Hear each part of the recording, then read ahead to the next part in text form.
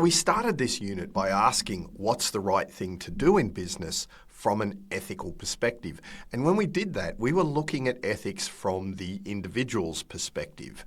And we talked about some of the characteristics of ethics and also some of the key frameworks or models or ways of thinking about ethics so that we could challenge our own views. Once we'd done that, we started to think about the safety net that's in place in society around business. We looked at some of the rights and obligations that face us in business, particularly those involved in making a deal and taking care of other people. Once we dealt with those, contract and negligence, we then learnt about the rules that govern how we scale up our approach to business, agency law and vicarious liability, and then the different forms that organisations can take from a legal perspective. This has now put us in the position where we can understand how business organisations actually have the power to make decisions and influence others. While we might understand who can make the decisions, the law doesn't actually give us an insight into why they should make those decisions, or more specifically, in whose interests should those decisions be made. Fundamentally, the law is silent on what the purpose of business actually is. Now, you might never have questioned that before because it can be assumed in society that a for-profit business is there to make profit. But realistically, that's not a lot of the messages that we get from society. We get questions about their social purpose, about how they should comply with SDGs, about all these other things. So it is a very vexing question. Whose interests should predominate when you're making a decision within an organisation? On the one hand, as an individual, you can think about it from some of the models we've talked about earlier, utilitarianism, Kant's approach, deontological approach, or virtue ethics. They give us some ways of thinking about it as individuals. But what about when you're making the decision for someone else? Should you think about these decisions in the same way? And that's the kind of issue that we're going to deal with over the next 2 weeks.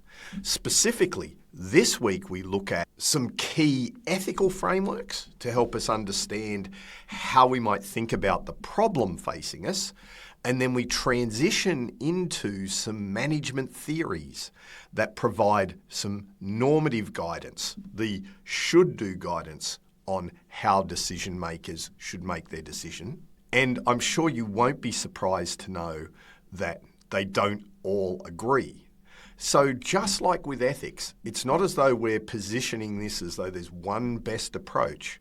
We're giving you the tools, the lenses for you to be able to think about these problems. And then next week, we start applying some of those lenses to the problem of integrating SDG into how a business goes about their operations. But to help us do that, I think we've got to understand the different ways of thinking about the purpose of business and then think about the problem itself.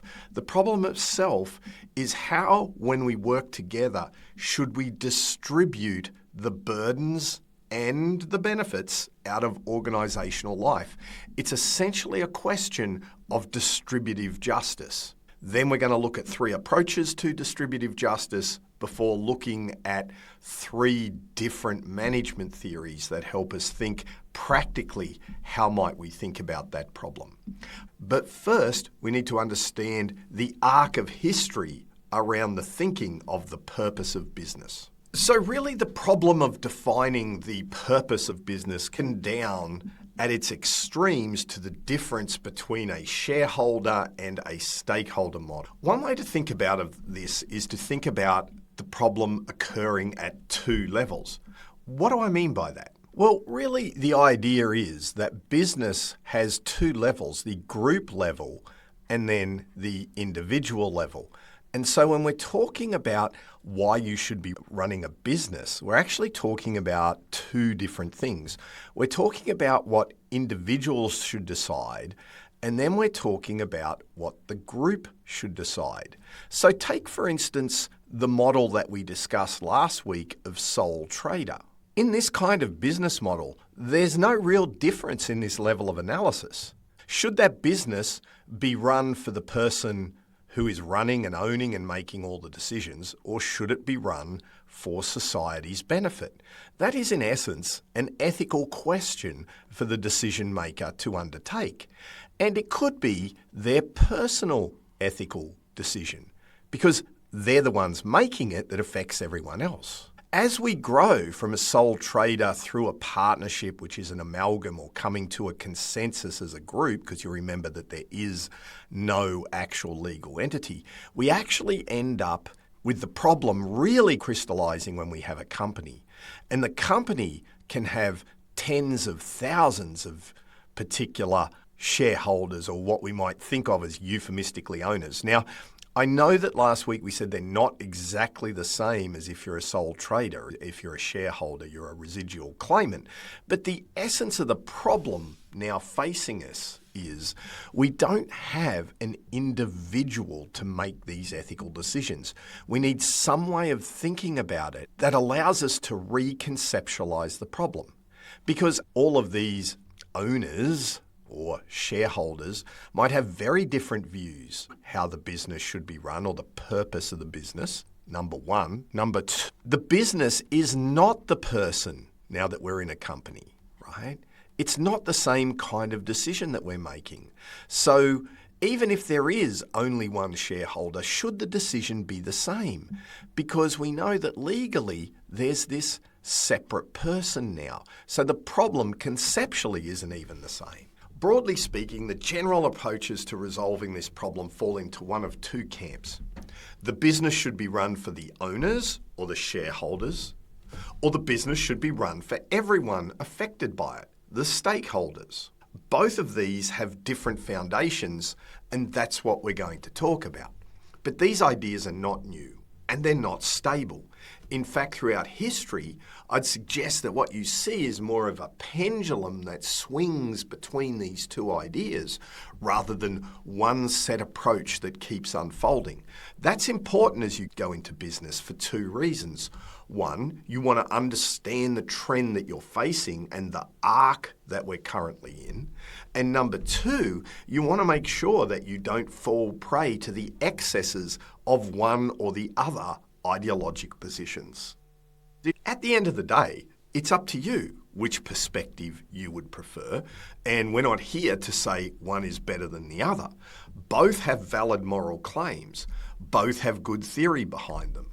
Both have evidence for and against. There's no simple answer, just like our discussion of ethics that we began the unit with.